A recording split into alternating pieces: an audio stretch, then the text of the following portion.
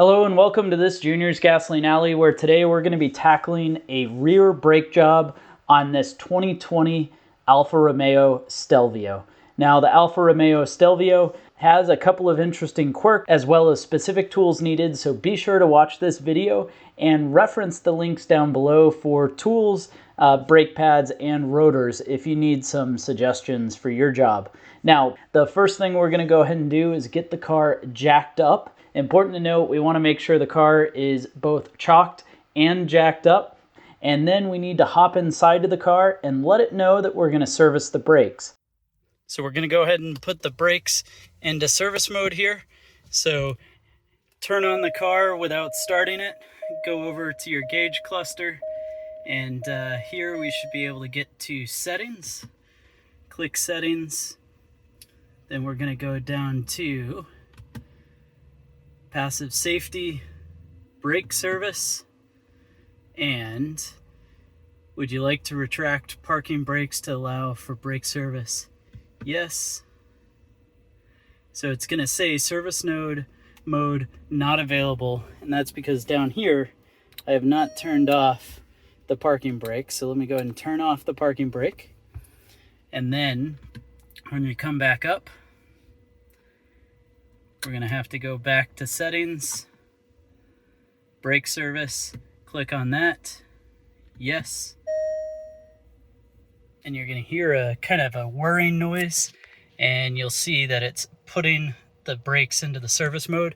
That's going to allow us to be able to change our pads by retracting the electronic parking brake. You must do this step of putting the car into brake service mode before starting on the brakes. Otherwise, you risk damaging the electric parking brake on the rear calipers. So a 17 millimeter is all we're going to need. Let's go ahead and start freeing the wheels up off of the car.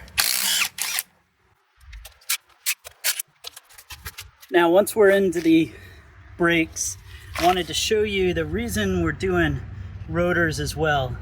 You see that? So basically, this isn't as straight and flat as otherwise it should be. And then if we look down here, the pads are indeed starting to get worn, especially the inside pad, and there's quite a bit of wear and tear to the rotor here. So when we start taking this off, I'm going to start by pulling the caliper itself off, which comes in two pieces.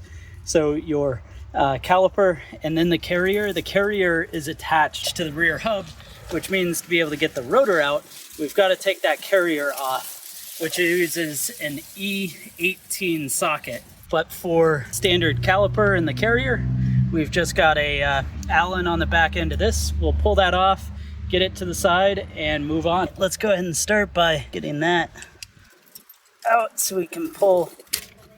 There we go. Got that wiring off. And then the other one we've got to pull apart back down here is the wiring for the pad sensors.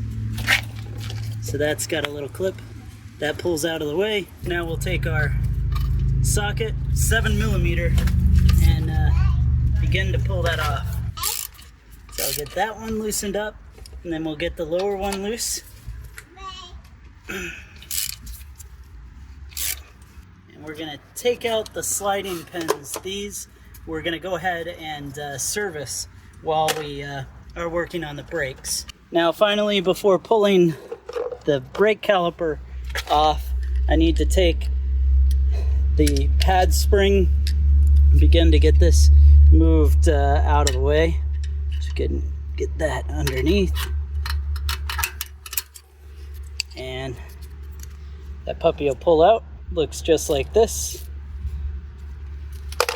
Off we go. So at this point, we can start to wiggle at the caliper.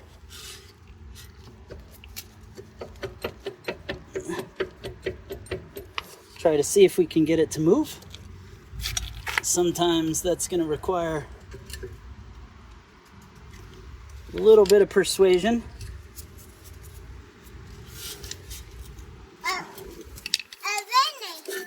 That's okay, because the caliper It's gonna come off just like that, but we don't want to let it hang on the brake hose. We'll pull the old brake pad off. It's gonna start to wiggle out just like so.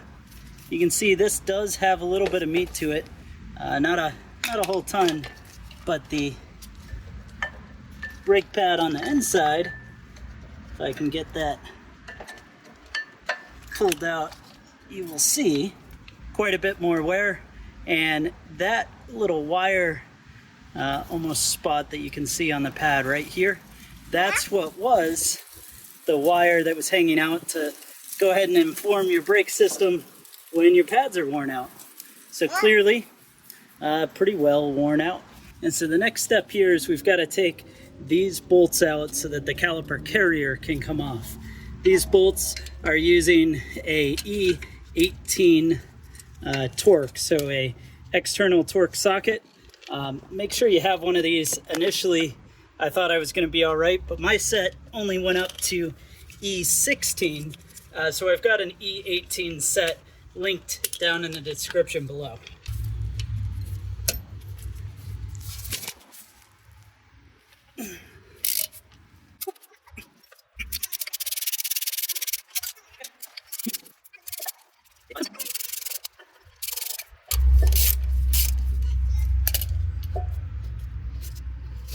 Whew, lots of corrosion. But off the caliper carrier comes. We're gonna definitely need to scrub this down a bit. Now to get the rotor off, we're gonna have a spot for a socket right there. It's gonna be a 5mm socket. And off your rotor retaining bolt's gonna come. There we go. A little bit of persuasion. And off the rotor comes. So before moving on, I'm gonna go ahead and take a little pad here, clean up the face of this hub.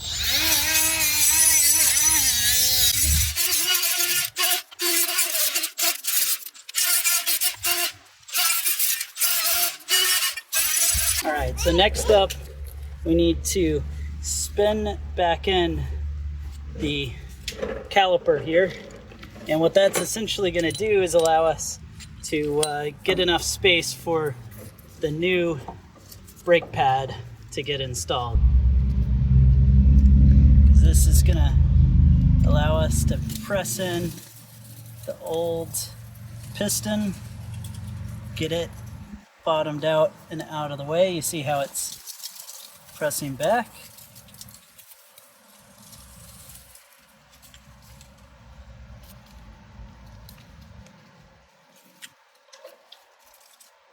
Okay.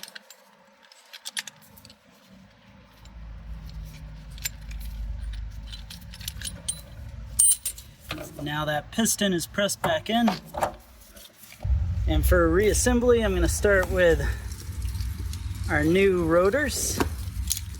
So because I live in the Northeast, I went with a fully coated rotor, so hopefully it will not get anywhere near as much rust as the old one did. You can see obviously much prettier, nicer condition. So we've got that. And because we've already cleaned up our hub here, I can slide that on and put our retaining bolt on. So this is drilled with a whole bunch of spots for the retaining bolt. You see the hole right there for it. So we can go ahead, slide this on.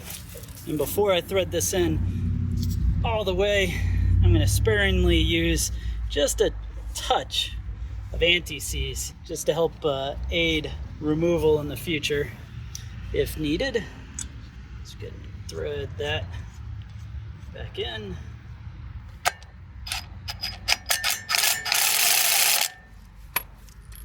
There we are. So that bolt doesn't do really anything other than keeps the rotor from falling off. So don't worry about having to go ham or really tighten that up too much.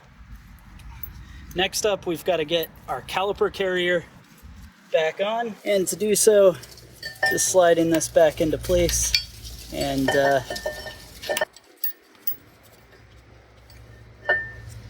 beginning to get our hardware bolted back up.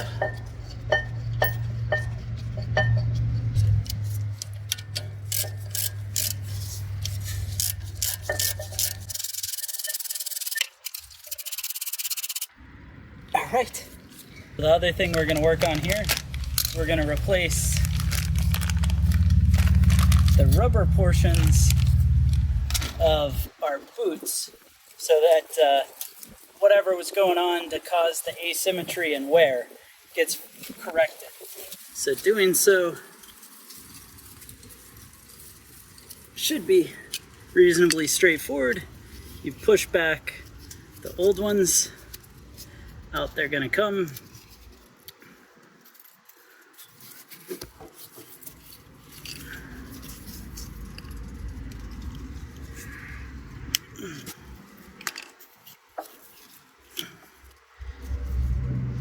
Those guys come out. Now I'm gonna use just a little bit of the anti-seize.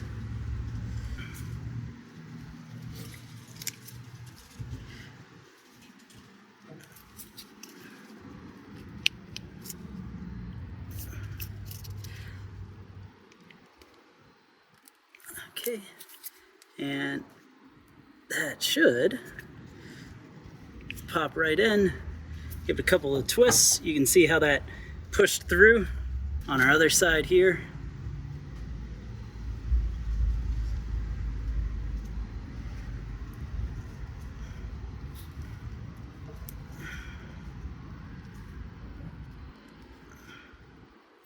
Okay.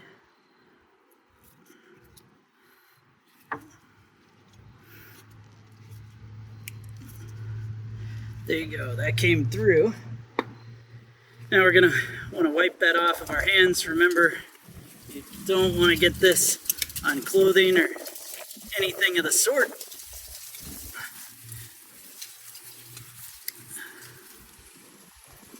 And then we'll go ahead and take our old wire for the brake pad off. Now we can move on to getting pads into the caliper here.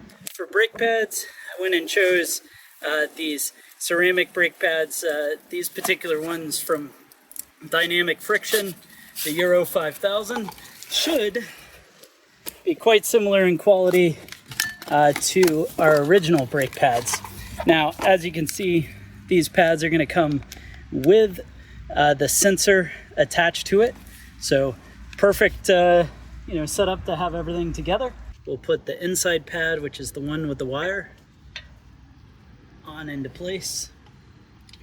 Take our outer pad, place that as well, and then now is when we're going to be able to take our brake caliper, make sure that the brake pad sensor wire goes inside, and your caliper is going to be able to go right into place.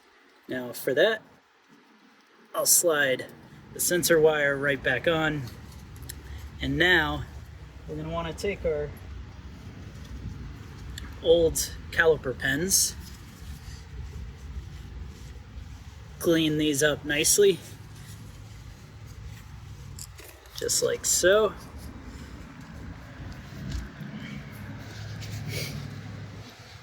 And once that's cleaned up nicely, we are going to put a decent amount of anti-seize onto this. And we want that because we don't want these caliper pens from binding up when they're inside. So go ahead and just sort of install it with a little bit of a twist.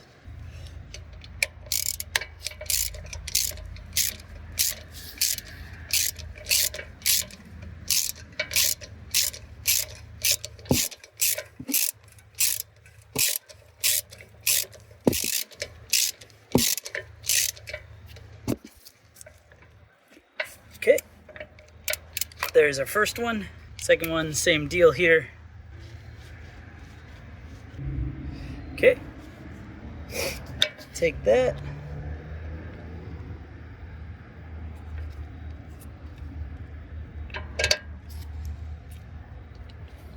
And just go ahead and begin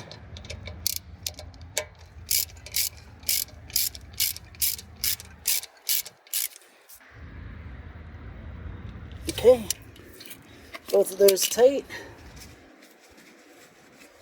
Wipe off the excess. And then it's going to come with these caps, which will pop right into place. So now you can see our caliper is able to slide much more free than it did before. Lastly, before we start plugging everything back in and back together, we do need to go ahead and get our caliper retaining spring installed. These can be a little bit fussy, but I do find that with just a little bit of persuasion and doing it a time or two, they'll slide right into place. Nice and simple. Lastly, we've got our 2 wiring harnesses. One of these harnesses is going to be for the emergency brake section. So go ahead and push that in, click it closed, and then your other one going to come around back. Our brake pad sensor clicked into place. We are completely good to go. So the only thing left is to just give a quick wipe down of the rotor, make sure it's clean with some brake cleaner, and put our wheels back on. And with that, we've installed the rear brakes and put the wheels back on, so the only thing left remaining is to take the car out of the service brake mode and take it for a drive. Brake retracted. To reset, press brake pedal and activate parking brake. So I'm on the brake pedal and activate. And it's going to put it back in. Brake reset, and we are good to go.